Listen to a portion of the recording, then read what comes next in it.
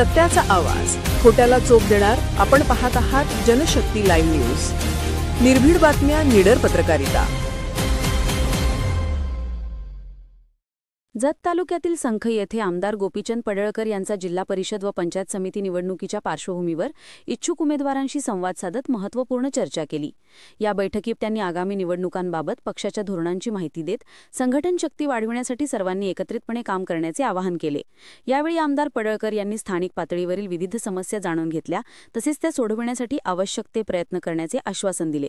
त्यांनी कार्यकर्त्यांशी थेट संवाद साधत गावागावात भाजप विचारधारा पोहोचवण्याचे आवाहनही केले.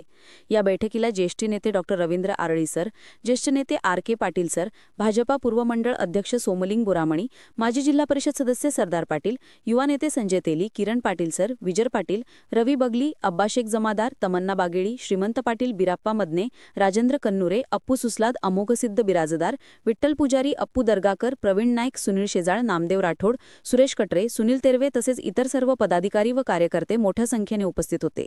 बैठकीदरम्यान उपस्थितांमध्ये उत्साहाचे वातावरण पाहायला मिळाले. आमदार पडळकर यांच्या मार्गदर्शनाखाली आगामी निवडणुकांसाठी कार्यकर्त्यांनी जोमाने तयारीला सुरुवात केली आहे. जनशक्ती लाईव्ह न्यूज चॅनलला लाईक करा, शेअर करा आणि सबस्क्राईब करा.